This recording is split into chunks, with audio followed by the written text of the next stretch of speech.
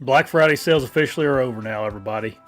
But if you still need some stuff before Christmas, Latitude Outdoors is still running a sale on some of their gear, including a couple saddles. And man, I tell you what, that Ranger 22 pack, probably one of my favorite upgrades I made this year to my mobile hunting system. Just because you missed the Black Friday sale doesn't mean you can't have some savings. If you use the code BTE at checkout on anything on Latitude's website, you get 15% off. I don't know if you noticed or not, but it's freaking cold outside right now. If you got cold in the stand this week, go over to ASIOgear.com and get you some of their heavyweight gear. Man, their cold weather stuff is really warm, has a lifetime warranty, and if you use the code ECHO15, you save you 15% off on anything on ASIO's website. So go over to ASIOgear.com, check out their awesome gear. If you're a deer hunter and you're not using stealth strips, what the heck are you doing? Are you really even trying? If you don't know about stealth strips, it is the best silencing tape on the market that makes your equipment deadly silent. I have all my gear padded up and wrapped with stealth strips. I don't want a single noise to come out of my gear when I'm setting up on a mature whitetail. So go over to stealthoutdoors.com and use the code BTE10, save yourself 10% off. If you're in the market for new broadheads, check out my buddies over at Razor Broadheads. They offer a wide selection of single bevel, cut on contact, chisel tip heads ranging from 125 grains all the way up to that Magnum 300 grain broadhead. And guess what? They're all made right here in America. These things are incredibly tough. I've been using the 200 grain heads with my traditional bow for years now, and now I'm shooting the 125 grain head out of my compound. And what's crazy about these things is the 200 grains, an inch and a half cutting diameter, and man, that thing flies perfect, exceptionally well. So visit razorbroadheads.com, use the code BTE, and save yourself 20%.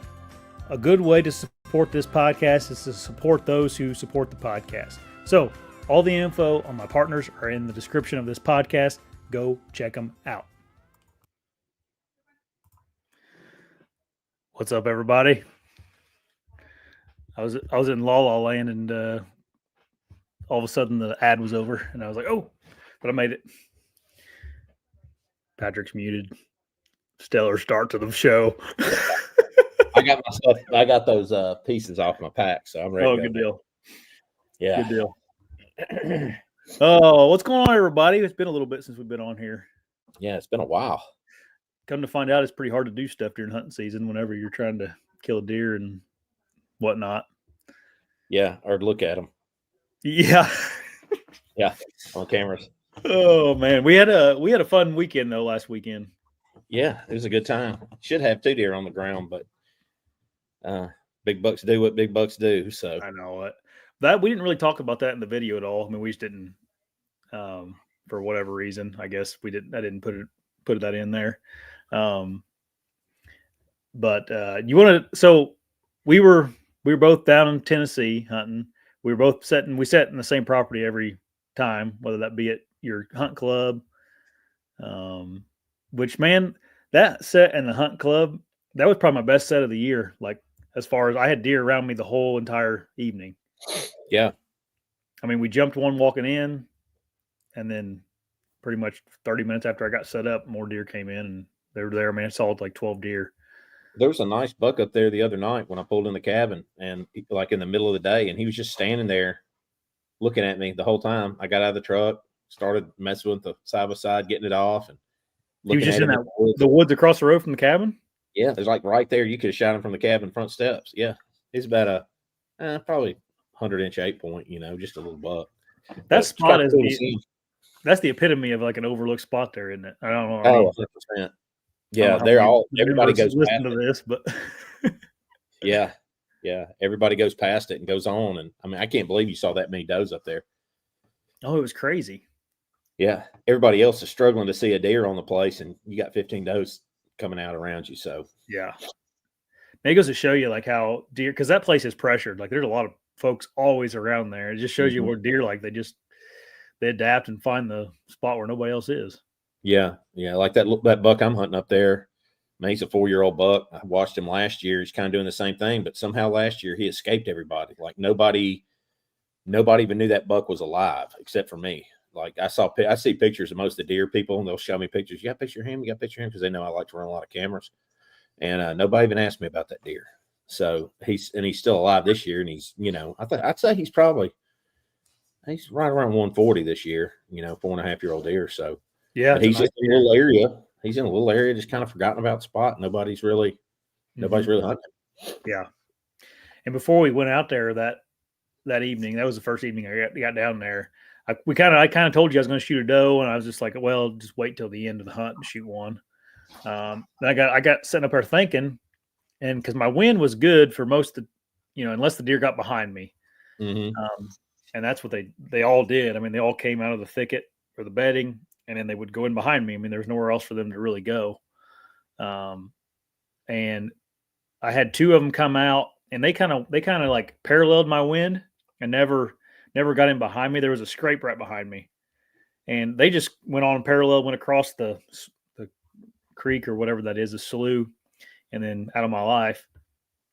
And then like 20 minutes later, those other 2 came in, and they mingled in the woods forever. And then they ended up going over by where that scrape was coming in, Patrick. And then they kind of got funny. And then the one big doe was like, she was getting ready to do what does do. And then I shot her. Yeah. We didn't let that happen. Freak out. You made a good point too. You were like, well, I figured it was better to shoot her since we were up at the cabin than to let her blow, because they're used to people shooting guns towards the cabin. And actually, that's you guys got a gun range right there, like a little setup. I need to start taking like a little 45 pistol with me, and if they start to blow, like a bandolero holster around here, and just pop a doe and be like, all right, that'll teach you. Don't talk. Yeah. I was thinking about you the other day, whenever, just with your allergy to deer, maybe that's something we can talk about a little bit. Like, I didn't really put much thought into it. I'm like, oh yeah, that sucks, but dude, it would really suck to be allergic to deer if you're a deer hunter. Your motivation to shoot a doe or a buck, it would just be so low, because you're like, I'm going to have to deal with this. Or you got to have a buddy there to like do everything for you. And that doesn't, you don't ever want that to happen too, It makes it a lot easier for me to be the way I am as far as being super particular about what I kill.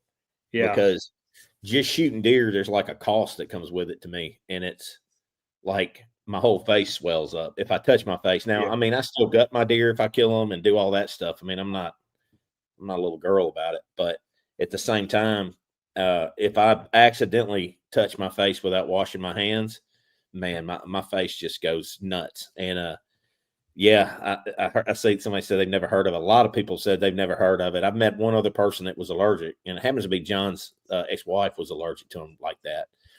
Yeah. And man, if I get the hair near my face, it's on like bad. I've broken out, especially summer hair. It's not as bad if it's cold outside.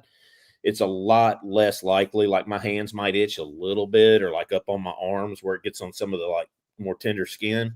But I always try to wear gloves, and then as soon as I gut them, man, I got to wash my hands like immediately, because I'll forget and I'll like rub my face. If I do that, dude, it's over with.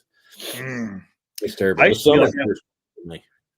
be like that with cats. Like I would break out in hives if I got around cats or cat dander. Yeah, it's the same thing. It's terrible. I hate it because I love hunting, and I want to shoot. I'd like to just shoot deer and not have any issue. Just shoot one and go deal with it and not worry about it. But everything, yeah. So I just stay real choosy. It helps me, to stay pretty particular about what I kill. So I don't kill a lot of deer, but when I kill one, it's going to be a big one usually. Yeah, that's what it is. And ever since changing over to like mobile hunting and stuff, man, my opportunities have just gone through the roof. Like if anybody out there's wondering like if it's worth it, I hunted for 40 years the way my dad taught me to. You find a spot, you hang a stand, you hunt it for the wind, and then you have a couple others that you hunt for different winds, and you're always scouting and stuff like that. And I would kill good deer, and I killed some big deer, but man, I don't have the opportunities like if I carried a rifle with me, man, I'd have a wall full of giant deer. Yeah. Dang ladybug in here. That's Yeah, Yeah, maybe it was probably Japanese beetle. But yeah, that's interesting thing. Is there anything you could take for it? I guess maybe there is, but Benadryl, but then yeah, that makes me feel crappy, makes me sleepy and stuff. So I don't yeah, really like taking it.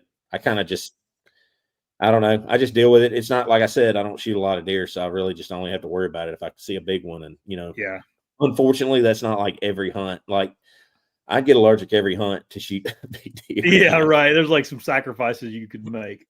Yeah, it's been a minute Uh, since I killed one that I was worth me shooting. So, but it's um, terrible. yeah, I was just thinking about that. Like, man, if I had to break out in hives every time I shot a deer, I'd probably shoot less deer. Like, Yeah, because I just I've grab the had antlers. hives a couple times and it's not fun. No, it sucks. I just grab the antlers. Yeah, that's what you. Yeah, whenever we were messing with deer and stuff, you're just like holding antlers. That's all you And could I do. hate it too because I feel like lazy because I'm not able to help out. But I love, I want to help. I want to grab everything, throw them up there. The blood doesn't bother me. The guts doesn't bother me. None of that crap's ever bothered me. It's just, dude, I'm like, oh, I got to deal with that. My face swelling up. I'm like, Yeah, you know I what I don't mean? blame you. I mean, I didn't want you touching it either. I didn't want you to have to go through that. John won't let me touch him. He's like, Yeah, no, no, no, no, no, no. I'll get it. I'll get it. Like if I yeah, shoot one, he's like, no, I'll gut it. I was like, no, dude, you ain't got a gut man here. No, no, no, no. I'll get it. I don't want you yeah, breaking out. I can do it in 5 minutes. Just let me do it. yeah, Whatever. Okay.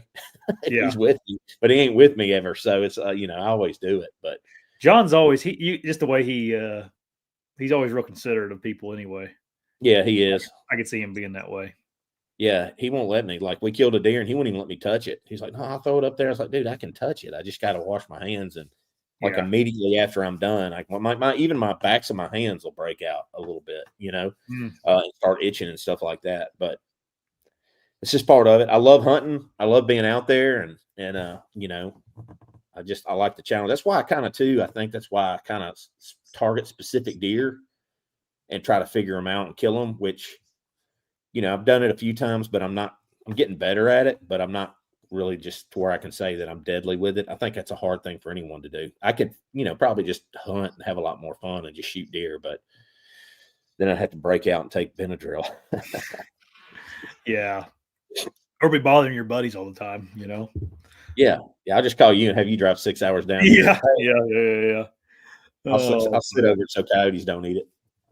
and your buddy Shane killed one that morning killed like a 7-pointer, right?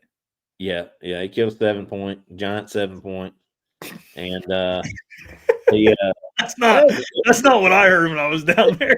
but it was the nice deer. Yeah. I mean, it won. I think it's probably a 3-year-old buck. Probably what Yeah. it was. It's just down there. We got I call them a Cheney special, and that's Right. just a really terrible genetic deer that are get 3-4 years old and they never end up being anything. Somebody shot a 4-point that dressed 225.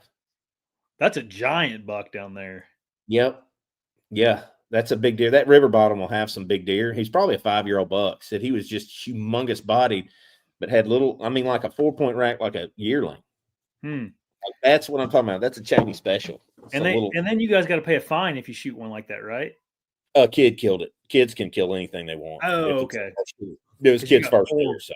4 up on one side, right? Yeah. It has to have 3 on the beam. So basically, like a 7 or. What's better. the fine? Because I heard some guys be like, if I see that deer, I'm gonna just pay the fine. Like, is there like a fine? Do you guys do something with it? It's not that much, man. It's like $250 or $75, and you can't get a free membership if you kill the biggest buck the next year. So you could mess yourself up out of a free membership. But Yeah. I mean, there's some 6-points up there that I'd eat the fine on.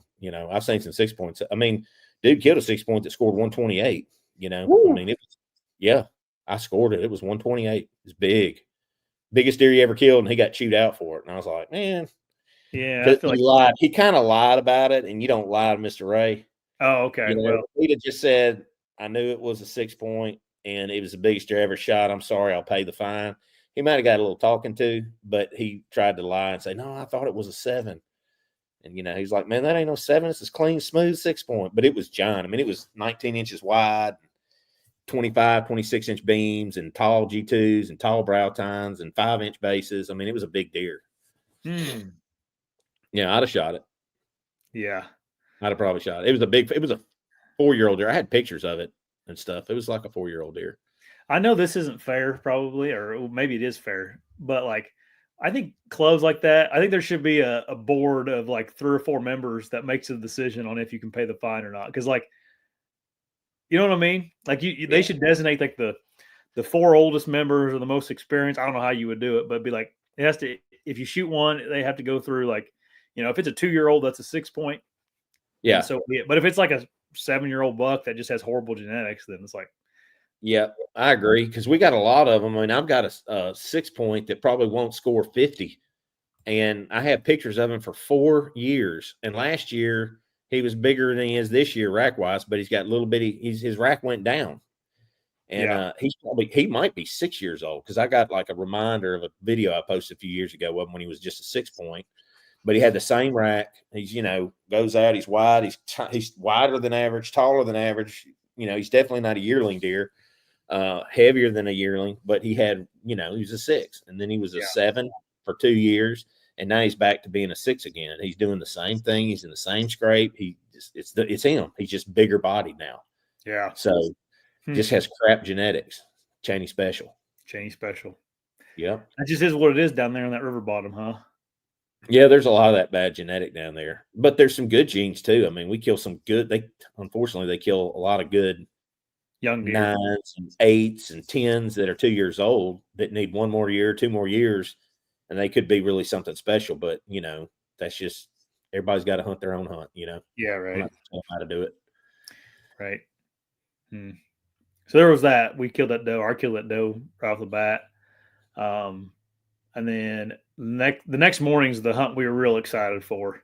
Mm-hmm. That was a good day. Yeah. November 30th. Yep. My favorite day to hunt. That's not your birthday, right? Your birthday's the 29th. 28th. Yeah. I'm gonna turn some light on real quick. Hold on. Okay. But the property we were hunting is John's. We always talk about John on here, and it's like 600 acres, right? Yeah, 650. Yeah, and it's not managed per se, really. I mean, you guys in the past, no, just nobody shoots anything small. It's got CWD really bad. So I'm reading some of these comments. 2,600 acres, what that club is that I'm on. And then there's like how many members? 40. 40. Yeah, but not everybody hunts. There's like the most people have been down there to times 10. Yeah, this year. But yeah, it's 650 acres. I mean, he used to manage it really heavily, but he just kind of quit doing anything with it since COVID came. CWD, COVID. Same thing. Yeah, pretty much. Anyway, so when we got CWD, he kind of quit messing with it because he killed every deer off of it one year, had CWD. So he's like, okay, I'm done. And the population went down, but the deer were still there. And he started hunting another state. So, this year he's been gracious enough to let me hunt it. And I did a little work out there to kind of earn a buck. And there's some pretty decent ones on it now. So, yeah. They got kind of that area. It's kind of like locked in between a bunch of landowners. Yeah. And none of them really hunt anymore. So it's just kind of like that stuff gets old. And it shows you too in CWD, like it ain't all over with, like with the game. The biologists want to tell you that once you get CWD, everything's going to die at 3 years old. That's just not true. Yeah. There's 5-6-year-old bucks on that place that are giant. Not giant, but mature. So they're not dying that young. Yeah. It's super cool to because you said hasn't John owned that since the 70s? Yeah. Or his family has or whatever? Yeah, it's been a family farm since 79, since I was born. So 45 years. Yeah. And there's not like a deer trail or a funnel that he does not know about intimately there. No, he knows it all really well. Yeah. It's pretty cool to listen to someone just when he was driving around when we picked my buck up, he was just like pointing out things and telling me about things. And I was like, man, yeah. Yeah. It's nice to know a piece of ground like that. Mm-hmm. I know a lot about my hunting club now in the areas I've hunted. And I'm hunted all over it. I kind of know what the deer do in those areas, but it'd be kind of cool to have that kind of history, like 45 years of history hunting a place and shooting as many deer that have been shot over the years off of it and stuff like that. It's pretty neat. Yeah. But anyway, I was sitting at a spot. Patrick was in the woods. He was using the bow. You were in like a little ridge system that everything kind of came together in one area, right? Yep. And I didn't know this, but you had a trail camera on the road that I walked in on. Mm-hmm. Like if you guys can imagine, like I walked to the very east side of the property, and there's a road system that goes through, and I just walked on the road. Yeah. And first thing in the morning, like 30 minutes after legal light, we got in there at gray light. We didn't get in there real super early, but over to my left there was a pine thicket, right, that has some bedding in it. Uh-huh. I guess to my left, to my south. Yeah. And I heard deer coughing in the morning. I heard like a like a clearing their throat and stuff. I don't know if you ever hear them doing that, but it's something I key in on a lot. They make all kinds of noises. Yeah, you do. Last time we hunted in that velvet hunt, you said, I hear a deer cough. Yeah. And then sure enough, I see a bush move and there's a doe over there. Remember 2 years ago when you velvet hunted, you said, I hear a deer cough. I'm like, Yeah. You always hear a deer cough. Yeah. Anyways, I heard them coughing over there or clearing their throat, or if one of them cleared their throat. And I said to the camera, like, I think I hear deer over there coughing. And then like not 2 minutes later, I heard, because it was dead quiet in the morning. Oh, there was not a sound. Oh, you could hear deer from miles away, it seemed like. Mm-hmm. And I looked up, and there was a nice Cheney special 8-pointer, like it's just like a 2-year-old 8-pointer that came through. And he came out and he walked down this in the field I was in. You can imagine like a square field, and then on the south side there was like a little chute that went down, just a little like open area. And he went down through there, and then he went down in that chute. And I in the morning I knew that chute was there because you could see it on the map or whatever. I knew I needed to see that, but there was not a good tree to get in on the very south side of that field, with a saddle at least, to where I could see that whole chute. But I did the best I could. I got in this hickory tree, and I just had a gap in there. I'm like, well, if they come through there, I'll have like a 10-foot gap to shoot one. Mm-hmm. And I'm like, well, at least I can see down there a little bit. You know, it is what it is. You can't cover everything. And he walked down in there, and then like 3 does were following him, which was real weird for that time of year, you know. But they went off back to the north towards Patrick, or at least not over to Patrick, but in the direction Patrick was sitting. And then about 30 minutes later, maybe, those 3 does circled back around, and they were in that field. They came in from the north side of the field, and they were in the field just eating the grass or whatever's growing in there. And then Patrick texts me, and he's like, big 8-pointer coming your way. And I'm like, oh, man. I texted him, I said, dude, I got 3 does out in front of me right now. This is perfect. And, dude, that buck, and about that time, I looked in the woods because I was glassing. I had my binoculars out just like scanning in that area. And the buck walked by your camera is how you knew he was coming my way. Yeah. Yeah. But I got a picture of that road. Yeah. But you saw the deer before that too, right? Yeah, that's the same deer that I saw with does behind the stand early in the morning when you had those does out from me, and they just kind of tiptoed off in your direction. I didn't think they would come by you. I honestly didn't think they went that direction. We were far away from each other. Yeah, we were several hundred yards away from each other, so it's not like we were real close. No, but anyway, and then I kind of was glassing in the woods, and I looked over, and I could see these white tines in the woods. I'm like, oh, he's gonna come right into me. Okay, and then back up before this, like 5 minutes before this all happened, from that bedding area that those first deer came through, a freaking coyote came out in the field. And I've had horrible luck with coyotes this year. Like two different hunts in Indiana, I've had coyotes run deer off on me. And then the coyote ate some of that button buck I shot during bow season. But anyway, I just shot the thing. I'm like, screw this thing, man. I don't want it running these deer off again. And it was like you thought it was going to mess up your hunt. Yeah. Like I probably just screwed up my hunt. Do what? You're like, I just screwed up my hunt. I shot. Well, yeah. It could have went either way, right? Like, yeah, that coyote laying there could have screwed up my hunt. John and this is something I hadn't really thought about, but he says gunshots don't bother him at all. You know, no, they hear a lot of them down here. Yeah, so he said, that's what he said. Don't worry about that. And so that coyote was laying in there.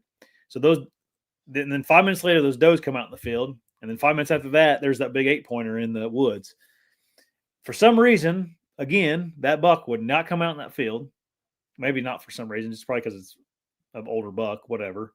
And then those does went into the woods with that buck again. I'm like, what the heck going on here? Why are these does chasing these bucks around? And they went back towards Patrick. And I kind of was like, I was even talking to you about like, man, should I circle around? Because my wind was kind of doing weird things. I told you to sit still. Yeah. It was just me thinking out loud, essentially. And then I look I don't know, maybe 20 minutes goes by, and I look over to my left, and where those other deer came from early in the morning in that thick area, there's a doe standing up in the woods. I can see her. And then I catch another glimpse of another doe, and then I look over to that little chute that comes off the woods, a little opening, and there's a third doe in there. I'm like, there's 3 does. That's probably that group of does again. And then again, I could see that 8-point rack in the woods again. Well, this time that 8-point rack ended up coming into that little field, and that's where I shot him. And the problem was, it wasn't a problem. I was like 90% confident it was the bigger 8-point. But that smaller 8 that I saw in the morning, first thing, was also still in the area somewhere, because you said you got a picture of him on the camera Yeah, too. right after it was like the big one came through, and then the little one came through right after him. Yeah, they were just messing around with them does. I bet that big one was probably keeping him. Yeah, he was. I was watching him posture to him and run him off a couple times when they were in the woods behind. Yeah, but that was pretty cool.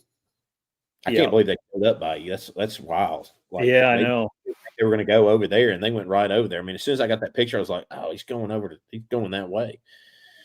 Yeah. Okay, and then that's all happening before I shot mine. You text me and you're like, "Big buck coming my way." Oh yeah. Because I thought he was headed towards me feeding with that doe. He was basically just kind of staying downwind of her, scent checking her, and I guess kind of tending her. So when they finally turned and they went back towards you, that's when I knew, well, they're not going to come in over here. And he walked on away. I think that's the one that I drew on the day before that I told you I thought it was the big one. Yeah. I think it's the same buck, because he's kind of been hanging over in that area. He's a little younger than there's 2 of them I'm hunting in there, and they're both probably 5-year-olds, the 2 that I'm hunting over there. And but he would have gotten me, because he had that white rack and just pretty as he could be. And he had real tall tines too. He just wasn't. He's not. He like in a split second running through the woods, man, he'd get you. That's why I don't rifle hunt, because he'd have been dead, and I'd have been like, dang, that's not the one I'm after. Yeah. And then I've been like, I'm gonna have to sneeze over this sucker now. This one, this ain't the one that. Oh yeah. I'm gonna have eyes now. Break out over. Yeah, 8-pointer. Oh, that's all I had. I had I'm talking about as fast as a deer could walk through a 10-foot gap. That's how much time I had to make sure that it was him. And and shooting. These deer down here, then for you, like in Indiana where you don't have a lot of deer, there's a ton of deer down here, isn't it? Yeah. Mm-hmm. And what's crazy is when you tell people that hunt in other places, like somebody, Trout Morels is from Michigan. Well, there's a lot of deer in Michigan, so maybe he knows. But like when you can shoot 3 does a day, every day, all season for 3.5 months a year, and we can shoot 2 bucks in our zone here. And when I tell you that doesn't even put a dent in them, the three does a day, it doesn't put a dent in them.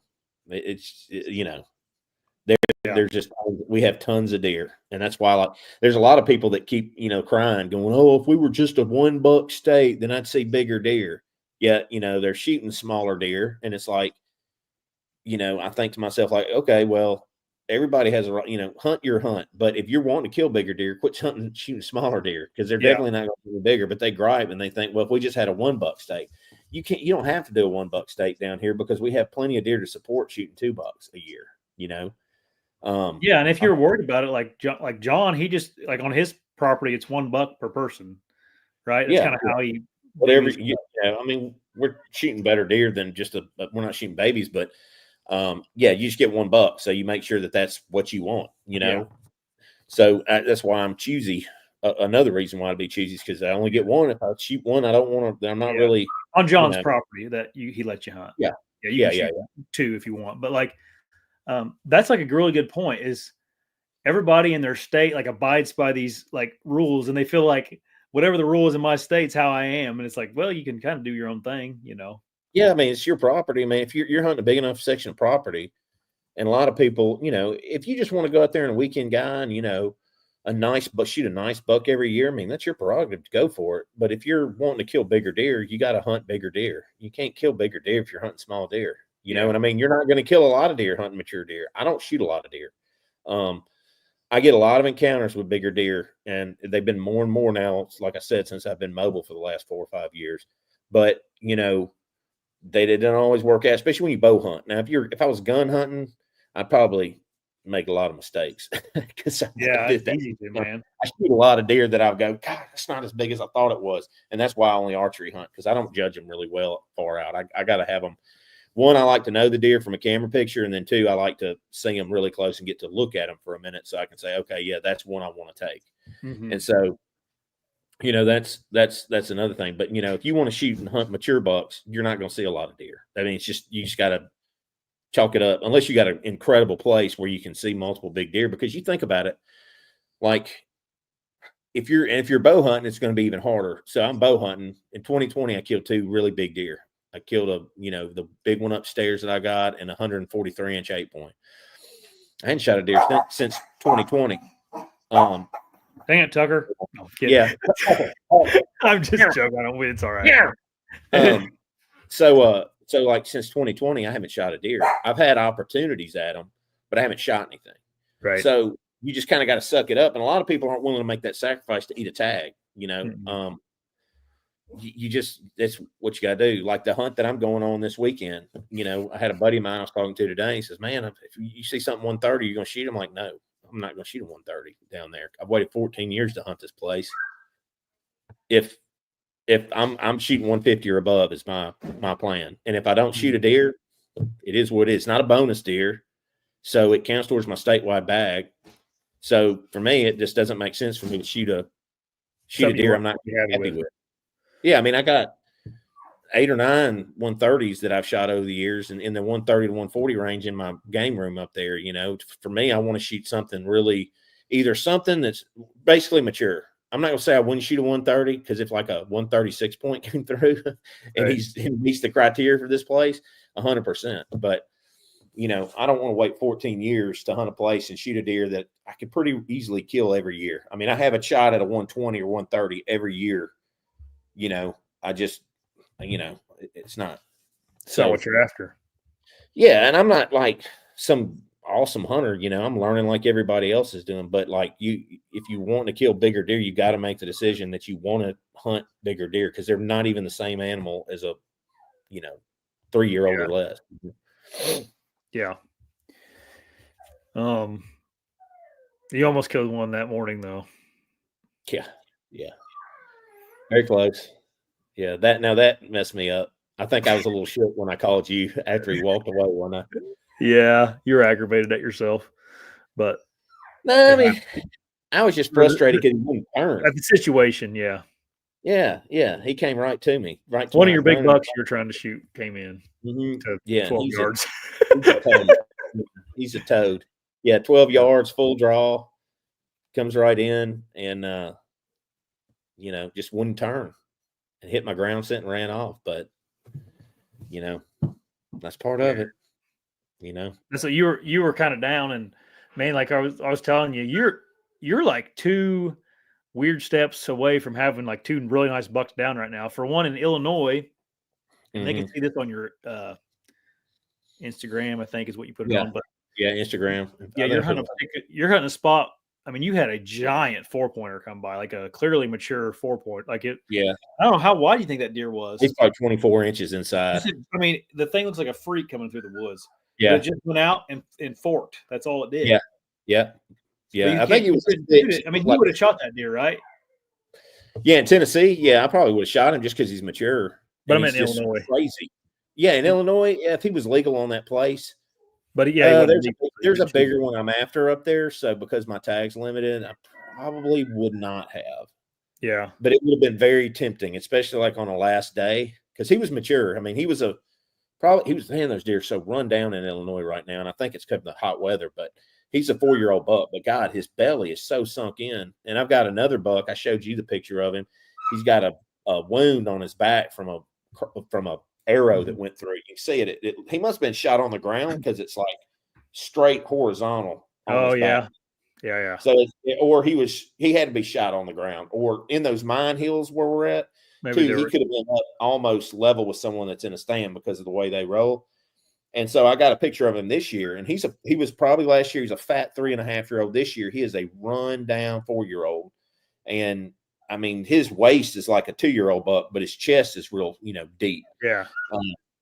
But yeah, I mean, I've had some luck. I mean, that's all it's about. If you trick them and you get them in 15 yards, if you get a mature buck in 15, 20 yards, you've won. Right. You know, you just want to be able to put them on the wall so you don't look like you're full of crap when you tell people your story, you know, or you Yeah. want to video it, You got video, both of them. Yeah, I got video of him coming in, so I can prove Yeah. that I'm not lying about this. He's Yeah. coming right, and you can tell he's coming right to me in the video too. Mm-hmm. So But I put it up. Somebody said, "Man, did you get buck fever?" I was like, "No, man. I was trying to get my phone in my pocket so I could grab my bow and get a shot at it." When I figured out, here he yeah, you like comes. whenever the video ends, you're like, we're like get it in your Yeah, pocket real quick. yeah, Uh, that was cool, man. Watching that old buck. yeah. You know, took 20 minutes to make a loop. And he was trying to get downwind of me, and he couldn't. And you could see him thinking too. That's what was kind of cool. Like when there was a wall of down trees over to my right, and he came from my left, and he went all the way downwind. And the wind, like God, threw me a Hail Mary, man. Like the wind was out of southeast, so it was blowing from him to me when he was on that ridge. And when he came down and came onto my ridge, it started blowing from the southwest. So, you know, it wasn't gonna. And I was needing him to come over here. So had he done what he wanted to do, which is wanted to get downwind of me, I probably would have shot him. But those down trees, and they're in a line on top of that ridge from that tornado that came through, he literally hit like a wall. And you can see him kind of walk down and he stops. He gets kind of to a point where he wants to cross over the ridge at about 50 yards, and he stops. And he's kind of looking for a minute, kind of trying to figure out, can I get through that? Because he wanted to get downwind and smell me. And he just finally, I mean, I guess he was tricked enough. He's like, all right, I got to see what's going on. And he walked straight in, which led him straight to my stand. So I don't know. Yeah. That's the thing I have trouble with being mobile is my setups. I just picking the exact right tree has been the challenge for me. Yeah. I mean, you're in the right tree. It's just, I don't know, man. They just sometimes don't work out, you know? Yeah. That's bow hunting. Yeah. Sorry, my Maddie has Rosie in the kennel and she's making all kinds of noise if you guys can hear that. But so we did that this morning, like a great morning hunting, and it was like a light switch in the evening. Like nothing moving in the evenings. Dead as a hammer. Which is weird, you know? Mm-hmm. It's been that way though all week. You know, I saw somebody up here asked about us having weird rut patterns. Yeah. And I'll say that it's been kind of weird this year. Like normally, you know, if your mornings are good, your evenings are good. But for the last week, every day I've hunted, the mornings have been good till about noon. And then it's like nothing from noon to dark. But if you drive around, you see deer all out in the fields at dark. So it's really strange. I don't know. And as far as weird rut patterns, they're rutting right now. Like they're locked down right now on does. Yeah. I'd say probably the last couple of days have been locked down because I'm starting to get pictures of fawns. I'm starting by themselves. I'm starting to get pictures of bucks, you know, flying across, you know, my cameras and stuff, and does running around. So it's a little different down here. We're not so far south. Like Alabama has like 14 ruts. We really just we have like one full rut. It's usually this week. As far as peak breeding, it does last a little longer. Like that chasing pattern, like you can kill big bucks anytime after the 20th. That's when they start getting on their feet. Is about the 20th. And from what I found, from about the 26th through the 31st or the 30th, and the 30th being the best day, because I bet you I've had 10 different bucks that I've either could have shot or something went wrong or killed on the 30th. So it's weird that just that one day, man, seems to be a good day for me. I struggle after that day. Yeah. Do you guys ever have a late season pattern, or does it not really? Yeah, I mean, well, the crazy thing is our second rut can be just almost as good as the first rut, and I think the second rut is better for big bucks than the first rut is.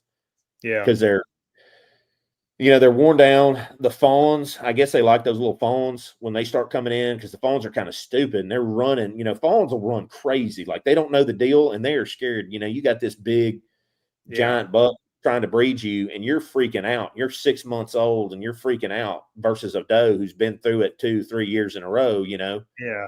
So it seems like they bring them more out of the woodwork than the does will kind of know, like, I'm going to go stay in this thick stuff with this buck and get bred over 48 hours. Yeah. I'm going to go find my Or fawn they where I stay in a little core area the whole time. Yeah. Yeah, yeah. The fawns, they just take off. They go crazy, I think. And I think that really, especially for a gun hunter, that really opens up your opportunities to kill bigger deer later. My dad always loved hunting the week after Christmas. So I don't know why he did. He just said he had better luck the week after Christmas. Most A lot people of like guys, the week after Thanksgiving. yeah. A lot of guys Here. love muzzleloader season here. They say they see a lot of rut action during muzzleloader season, which is this weekend. Probably sounds about right. Mm-hmm. Yeah, because Mm-hmm. in Illinois, a lot of those guys, which their rut's right on about the same time as yours. Yeah. In Illinois, it seems like those guys like that second rut or the second gun season, which is this weekend. It started today, and Right. from my cameras that I left out last year, it seemed like I had a lot of buck movement, mature bucks moving this weekend. And like I had last night, I had two decent bucks. They're probably maybe a 3-year-old, couple 3-year-olds, but they were, they were fighting in front of my camera for several minutes, like horsing around and stuff, like being aggressive towards each other. Yeah. So I don't know. There's something going on up in there. And that buck, the buck is a cool looking buck. And it like he has a kicker and stuff, and but he's probably a 3-year-old. But I've never gotten a picture of him before. Oh yeah. So, so it's just like, yeah. So, yeah, there's definitely a little second rut going on here. Also, like they're starting to hit scrapes again. Yep. I saw a when bunch of that, Yeah, I went scouting yesterday for like changing some things around for late season, trying to get on a different deer, and I was like, man, there's a bunch of scrapes open right now, like fresh ones. So, yeah, when I scouted down on the island today, I found a lot of scrapes. So the leaves now are finally falling. Like this is the latest I've ever seen leaves fall in my life. And I do landscaping, so like leaves usually fall the week of Thanksgiving. I usually have a big leaf drop. And this year's been real steady. And then we had our first freeze the day you came down, so Saturday a week ago. Yeah. So these scrapes aren't covered in leaves, but they have several leaves in them. But you can tell they've been pawed. They're dry. They're dry, and they're not like matted down. I found like 10 of them in a row right up this one spot by this buckbrush thicket. So I'm hoping I can get in there in the morning before anybody else does. Or, I mean, I don't know if it's an obvious spot. It's a weird kind of like little pinch point. Like all the buckbrush comes down. There's a levee, and then all the buckbrush comes down to right in this one spot. And there's this opening with these 3 big oak trees there. And I saw a buck walking, cruising it, and then I jumped a giant in there when I was walking through there too today. He was bedded up right on the edge. So hopefully that's a good spot. I don't know. I can't wait to hear you. You filmed a little bit of this today too and stuff, didn't you? Yeah, I didn't see a lot. Like I didn't have the camera on that buck went off, and I didn't really see a lot of sign to film, just those scrapes. So I didn't get a lot of I didn't really get much for scouting, but hopefully I'll get some good video and we can put it on the channel, because this is a cool hunt just for everybody out there. It's an island on the Mississippi River. It's President's Island. It's in downtown Memphis, and it's always been known to have just some giant whitetails and a ton of them. And they only do 2 hunts a year. The first hunt, you shouldn't even have it. It's just a waste. Nobody ever does any good. It's like mid-October when it's hot, and mosquitoes will carry off and all that. But then they have their rut hunt, which is now. And each hunt, there's only 50 people allowed on it. It's about 6,500 acre island. I'd say it's probably around 2,000 acres of timber. And the middle of it's pretty much just all ag. And so, man, there's trails just everywhere on it. I didn't find a lot of buck signs. I found a few scrapes. I found maybe 5 or 6 rubs and some smaller rubs that were just torn up.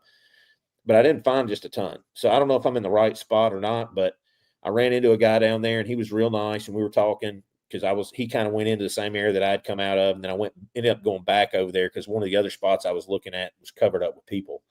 And, he had mentioned that he saw 11 point in there and showed me a video of it. And it was a 150 plus inch 11 point walking. He walked right up on the deer, and it was really windy here today. It was like 30-mile-an-hour wind out of the north. And he said he just crouched down, and the deer walked 20 yards perpendicular to me. He says, man, I could have shot him 100 times if I had my bow with me. Yeah. It was a really nice deer. So, oh man, there's 3 in that I'm little excited spot. for you. I'm Yeah, excited for you.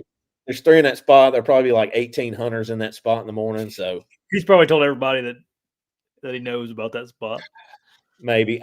But I will say this: 34 out of 50 hunters had checked in by lunch. I had to leave early. I had to stay out there all day scouting, but I had a job interview, and I had to go to it. But when I was there, I would say that 20 of those 34 were all the way against the Mississippi River, and everyone else was, just sporadic. And where I went in there twice, and I never saw a person in there. And I got there about 7:30 this morning. Probably started scouting about 8, and I never saw anybody back in there. But I'll probably go there in the morning and have somebody sitting in the tree with me. It could happen. I'll say, all right, dude, let's flip a coin. Who shoots first? So next week, that's what we'll talk about. Pastor's experience. Yeah. Hopefully it's a good one. I've been waiting a long time, man. 14 years. I started doing this. I started putting in for this hunt when I was 31. That's crazy, dude. Now. It's a long time. It is a long time. But it's a Mississippi Delta River hunt. I mean, it's like a once in a lifetime hunt, to get to do it. So. Kind of is. It's crazy. I was talking to guys like, oh, yeah, this is our 4th time hunting it. And I'm like, 4 times? It must not have been as hard to draw back in the day. When it first opened, it was not. I think it took it used to take 6 points, and then it was 8, and now it's up to 14 points. But then what's weird is I know some people that have gotten drawn within 4 or 5 years of getting drawn their first time. So it's almost like once your name gets in the system, maybe it just redraws you again. I don't know how it works, but I do know a lot. So, I mean, I'm still putting in for it every year after this. I'll put in for it. And if I don't get to hunt it till I'm 59, then hopefully I'm alive and hopefully I can climb a tree. If not, I'll sit on the ground in this little spot. Does it cost you money to apply for it? Nope, it's free with sportsman's license. Oh, but you got to buy a Tennessee license though. Yeah, if you have a Tennessee sportsman's license, it's a free hunt. So free draw. Yeah, that's how Indiana hunts are too, I guess. I don't think you got to pay. You got to have the sportsman's. If you have the regular big game license, I think it's like $10 or something. It used to be 10. It might be 20 now. Inflation. Oh, okay. Right. Maybe. I don't know. But yeah, I mean, and the thing is the rules on there, it's got to be 9 point or better. And the deer this morning I saw, man, he had points everywhere. And he was heavy. But dude, that's crazy. 9 points or better. Yeah, 9 point or better. I've never heard a regulation that big. Yeah, they got to be 9 point or better or have a 20-inch outside spread. So basically 18 inches inside. Yeah. And the reason they changed it to the 18-inch outside spread is because the deer super, they're trying to get rid of a gene. Like when I talked to the game warden out there, he says, oh yeah, your deer ain't going to be real wide on here. He says, there are some, says, but most of the deer are narrow, but they're heavy and they're big. I mean, they killed a 180 out there 2 years ago. They've killed several. I mean, there's been booners killed on that place for years. Yeah. Is it state ground then? Or federal? It is owned by the Shelby County Port Authority. Okay. And TWRA leases it from them for a WMA. Gotcha. So, but you got to get drawn out there. But you got to get drawn, and it's bow only, bow or crossbow, no rifles. So you can't shoot a rifle on it. Right up your. And they might take 5 deer off of it, and there's probably another 2 or 3 wounded every year. I would say probably total. So there's not a lot of deer killed off of it. So there's a lot of old deer. That buck this morning was old. Man, he stunk. When he ran off, the wind was blowing straight in my face. And I mean, you might as well just rub my face all in his tarsal glands. He stunk so bad. You almost broke out in hives. He stunk so bad. I almost did. I started sneezing right after I sniffed. No. So hopefully. Yeah, go ahead. Hopefully you smoke one, dude. I can't wait for you to hear about what you see and stuff. I'm due, man. I just keep telling myself that when I go hunt. I'm like, man, it's been a while since I've shot a big deer. I am due. I'm due. Something good's got to happen, So my grandpa used to say, "There's one with your name out there somewhere walking around. It'll walk in front of you eventually." Well, it's like I heard somebody say that when they were talking about Trump and winning. They said I knew Trump was going to win because he's just due. Everything bad has happened to him, right? And he was just due to have a win. And man, he won big time. Well, maybe I can win big time too. Yeah. Trump 2020, big bucks. 2024. Yeah, 20, 2024. 25, I guess he'll be. 21 good. 2024. Yeah. Yeah, whatever. That's funny. Here's a question for everybody. Yeah, I'm sure most people have heard the news that Exodus is closing their doors. I want people to comment what their favorite cell cameras are and why. I just want to get like a pool of like what people like and what they use. Yeah. We've used a bunch of different ones. The Tacticams for me have been the most reliable, but I run a lot of them, and I'm sure there's some that aren't doing what they're supposed to do. Yeah. I've used Spartan, and they're really good quality all around, but they're a little bit on the higher end. And I have had one go bad eating batteries out of 3. The Moultries I've got, they have a horrible trigger speed. And what was the other thing? Oh, some of them fog, have problems with lens fogging. I never had problems with that. I can't stand the trigger speed on those Moultrie Edge, the 2-pack for 100. They just, I think they'll work good on a scrape or on if you can bait or if you can feed to just, get pictures of deer before season, or, maybe if you put them on a food plot, they could probably be good. But if you're putting them on a trail, they are no bueno. No way.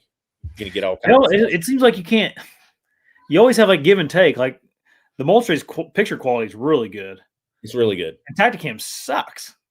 Yeah, their picture quality is terrible. It's like, man, I wish someone would just have a good camera, Well, Exodus had the best video. To me, had the best video quality and the best video audio. Yeah, it was really good. It picked up stuff that was really good. It's a shame they're going out of business because they really had a pretty decent product for a decent price.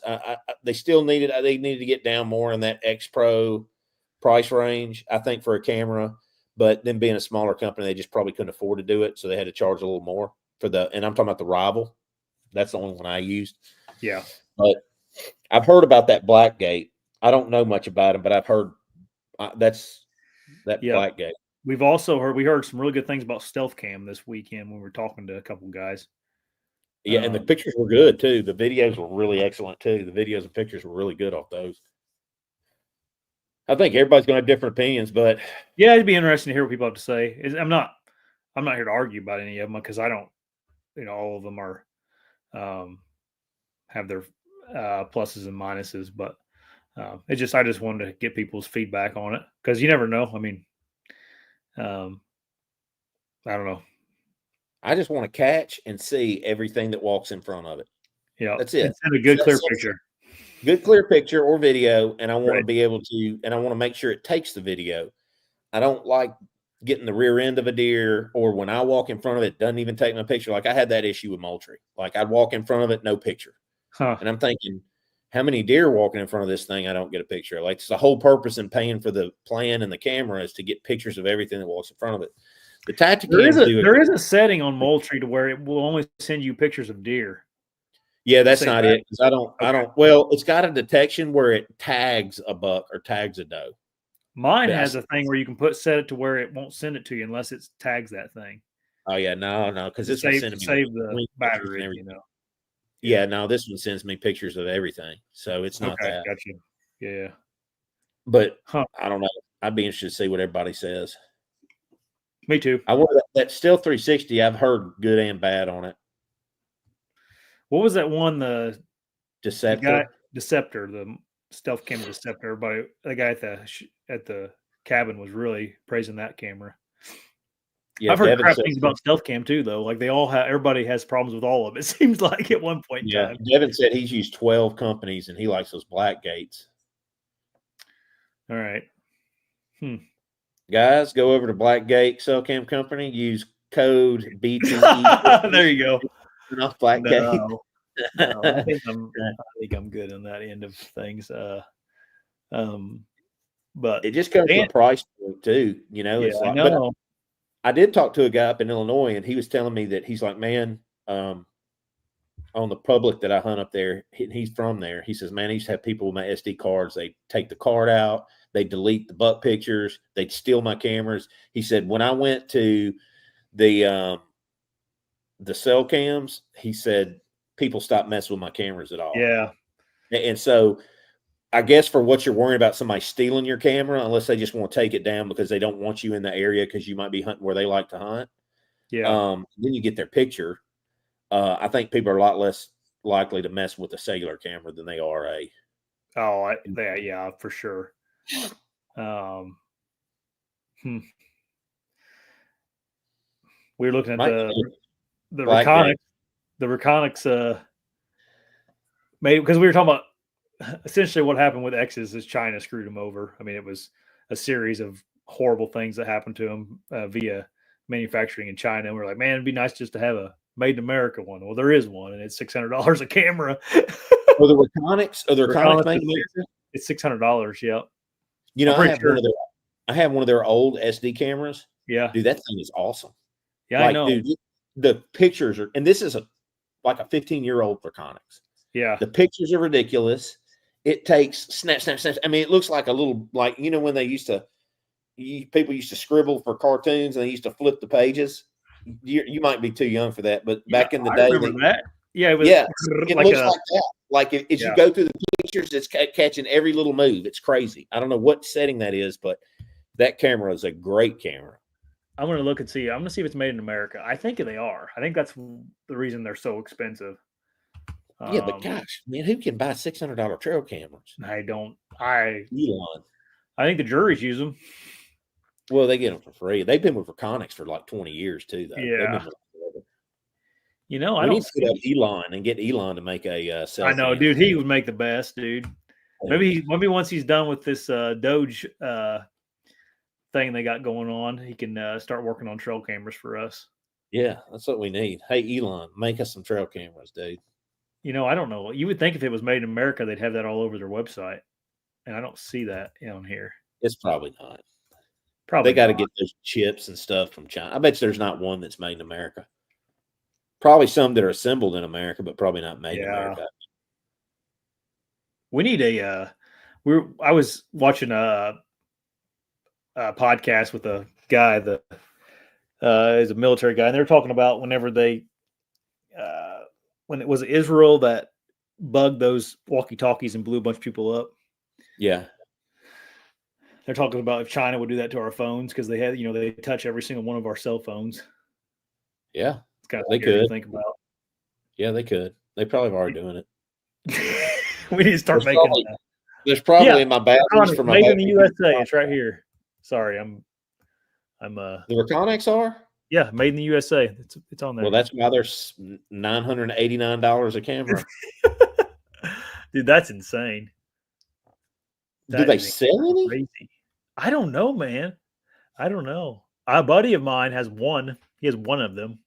Yeah, that's about all you can afford. He just has one property. He just has one. I think he just has one property hunts, and that's he just bought one of the best ones. I'll stick with the crappy Moultries and try to do the best I can with them before I go spending $600. I'm gonna stick with the cheap ones and complain about them all season. Yeah, you know how many Moultries you can buy for $600? That's like you can about buy all of them. You get 12 Moultries for $600. I can cover 12 different spots. Halfway good, or one spot really good. I think I'll take 12 halfway. But USA, baby. I hit the lottery when I got a bunch of Reconyx cameras.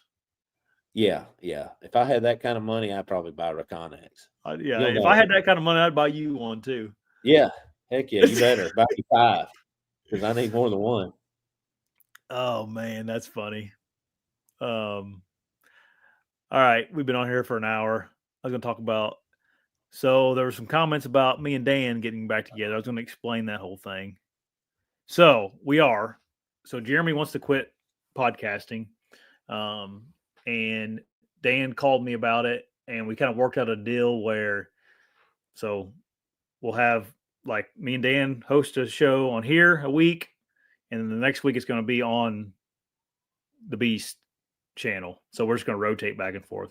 And then me and Patrick are just planning on filling in between those weeks that we're off with Dan, and me and Patrick will do our podcast together. So there'll be constantly stuff going on still, and it'll be a little more manageable for us. Maybe we can come up with some better, get back to talking about the Bible a little bit, talking about better, just more wholesome topics, especially during the off season. Keep us accountable too. Keep us accountable while we're not hunting. Yeah. So you guys don't stray after hunting season. Yeah. When the temptation to do things comes in, like now we're locked in on our deer, so it wouldn't matter. The devil offered you $1 million. You're like, no, I got to paint a tree stand tomorrow morning. Yeah, hit me up in January. Maybe I'll take you up on your offer. And me and Josh will be there to go. Nope. We'll talk about our good stuff. Maybe we'll have some good stories to talk about. Some good hunting stories. It ain't over here yet, so no. I'm gonna try to get one still here in Indiana. I'm not giving up. If you need some meat, you can come back down here and shoot some does, as long as Cheney doesn't flood. Yeah. I don't know. We talked about going over to Ohio, that they got a gun season the 22nd, 23rd. We talked about running over there, but I don't know if it will or not. I don't really feel like buying another tag. Yeah, it's expensive. Yeah, freaking. Well, you know about this, but I shipped my camera to like a place to get it clean, like you can send them in to get it like repaired and stuff. It just was dirty and muggy, and just from hunting with it all year. And I shipped it thinking I'd have it back before I went to Patrick's. That was the time frame. Well, I ship it, and the guy calls me, or the company, or whatever, and someone broke into the box and took the camera. So, and it says on the tracking, when you look at the tracking, it says box has been damaged. Which, I don't know how a camera wrapped in bubble wrap in a taped up box gets damaged, really. But the guy, he showed me pictures and stuff. He's like, yeah, dude, the camera's not in here. There's nothing in here, in fact. It's just a box. Yeah, got delivered to his house. Somebody thieved that thing. It's going to be somebody's Christmas gift. Or if you got buy somebody's I got my little handy cam here now, but if you get a camera with stealth strips on it.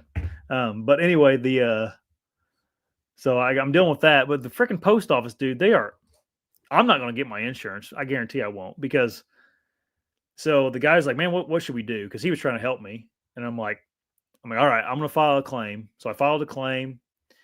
They sent me a letter, and the letter says instructions on what to do. Well, I have to bring the original packaging to my post office with proof of insurance and blah, blah, blah, all this crap, all this paperwork.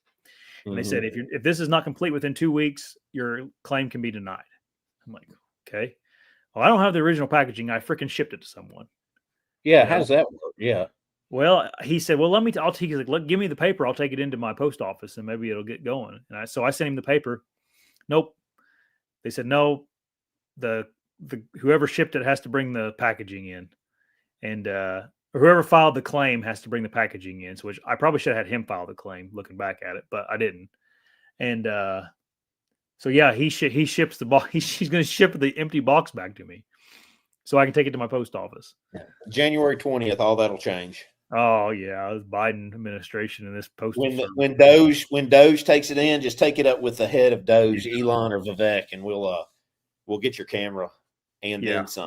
And I just use this little. I have a little Panasonic handy cam for my backup, and it did pretty good though. It's the where it really sucks though is low light. Like I lose a lot of daylight hours using this for filming. So that's the part that sucks. It also sucks that the amount of camera, but we'll see. But I don't feel. I just have almost no confidence that this is going to work. The insurance thing. No, probably some Venezuelan gang probably took your camera. I was just baffled. He's like, dude, there's no camera in here, and the box is open. Someone looked like they took it and ripped the top out and just grabbed whatever was in it. Oh, that's Venezuelans. That's Venezuelans. That's how they do it. Yeah. What's the name of that gang? I don't know. You're always up on that kind of stuff, man. James, what's the name of that Venezuelan gang? I haven't seen James on here tonight. He was on here earlier. Oh, was he? Yeah. He said howdy. Oh, okay. He probably knows who it is. He probably knows the name of the Venezuelan gangs that are infiltrating our country. and stealing people's cameras from the Yeah. post office. My Sony camera you got now. Yeah. Start making YouTube videos with it. Yeah. That'll probably be another thing they can get into. Yeah. So if you notice a quality difference, then it's because of that. But I don't think you'll notice. Camera gear doesn't matter that too much. I'm thinking about getting a Canon makes a nice camera that has a 1-inch sensor on it, a handy cam. It's like the like yours, but it's a step above yours. Then like it's same function and stuff, but it has a bigger sensor inside of it, so it's a little better in low light. But I don't know. This may have to wait till next year to do all this because it's expensive, as everybody knows cameras are. Yeah.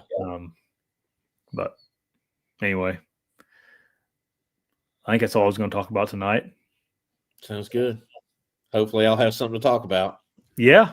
Heck yeah. I can't wait. I can't wait for the Marco tomorrow morning. And you're like, find me on Facebook. Shot a 160. Yeah. Find me on Facebook or Instagram, Southern Rose 901 on Instagram. Hit the like button there or the follow button on Instagram. The follow button. Yeah. Give me a follow. There was how many days do you have? All weekend? I have 3 days. One scout day, which I only got to do half because I went to that job interview. Man, I could have spent the whole day out there. It's so big, man. It's big. Like the drive from one end of the island to the other on my side-by-side was like 20 minutes. Like to get to the woods on one side. Because the middle of the island pretty much has nothing in it. It's just all around the edges. So, I mean, just it was a lot more than what I had time for. And the game warden's there. One of them, he's pretty cool. He used to be old Memphis firefighter. And, I told him I was Memphis cop and everything. So he was kind of showing me some spots, saying, hey, look, I'm out here on this island every day. He said, right here by the check station. Oh, yeah? Yeah. He said, everybody's going to go out. They think they got to get 3 miles away. He says they're going to push everything right up here to the check station. He says, we see good deer by this check station every time. If somebody sees or misses or kills a good one. Dude, check out this gun. Alex just reminded me of it because I bought it off him. But I hope he's not listening.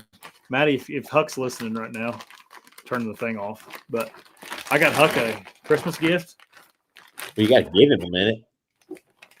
I mean, you got to give Maddie a minute. You can't just show it. Now. Right after you tell her. I don't think they're listening. I can hear them in there. All right, I think we got enough time. Dude, look at this gun. Dude, that's sweet. Yeah. Look how small it is, dude. Like, I don't know if you can see or not. It's probably 18 inches tall or something like that. And that thing is cool. I mean, you can put this thing in a turkey vest. Who'd you say made that? Charles Daly. Okay. I got a little red dot to put on it for him, but then it just pops up. Turkey killing machine right there. 22-inch barrel. Comes with a extra full turkey choke. And then you just break it down. You pull the lever and fits in your pocket, dude. Sweet. Isn't that cool? Yeah, that thing is really sweet. Like you could put that in the back of your backpack and just walk around with it. I always wanted to go on a mountain turkey hunt, like in the mountains. Uh-huh. Perfect. This would be perfect gun to take with you. They make this in 20 gauge too, dude. Well, go to Missouri with me. I mean, this 410 would work, but you can get 20 gauge like this too. When you say mountains, you mean mountains like Colorado? I want to. Yeah. I want to kill a Merriam out there. Yeah. It ain't gonna happen this year because I'm probably gonna have a new job. I won't be able to go out there. I was hoping I'd start that job like in July, but I'm gonna have to start it sooner. So I'll have to start it in March or April. But if I start in April, I'll have vacation by November. Yeah, so we can give and take. So I can get like 2 weeks to hunt next year in Illinois, or if we go to Kansas or whatever we get, I'll have the time to do it. Yeah. Yeah. But dude, I thought that was a cool gun. That is really cool. It's under $200 too. Really? Yep. I think it was like 187. So maybe I'll have to get a little box. It comes in. It's cool. When I got to Acme, the sporting goods store I bought it from here in Seymour, which if you guys, I know not many people are local, but I love that gun store. Like this is laying on the counter. I'm like, is that it? He's like, yeah. I was like, wow. It's pretty sweet. Is it pretty easy to get guns in your state? Yeah. Man, it's easy here, but go to Illinois, man. Like, Oh yeah. It's a whole. dude, it's freaking communist in Illinois. Yeah. Like the rules and regulations they have regulations on regulations on regulations and laws and all this crap. And like, I'm driving through there, with my pistol, and Shane says to me, he says, "Hey, do you have your pistol in the car?" I was like, "Heck yeah." I said, "Always loaded." He says, "You can't be with a loaded pistol in Illinois driving." I said, "I'd rather be judged by 12 or what? Judged by 6 and carried by 12." He's like, Yeah. "You can be trouble." I said, "Well, I'll put it in my little secret compartment down here." But once I get back in law enforcement, I can carry it anywhere in the United States, so it doesn't matter. They can't do anything to me. I'll be good everywhere. Patriot Act took care of that. That's one of the good things of the Patriot Act is that I can carry my gun anywhere in the United States. But there's a lot of bad with it too. So right, kind of like trail cameras. Yeah. All right, everybody, we're gonna hop off here. See y'all. Yep. So talk to everybody later. Thanks for listening. Night, y'all.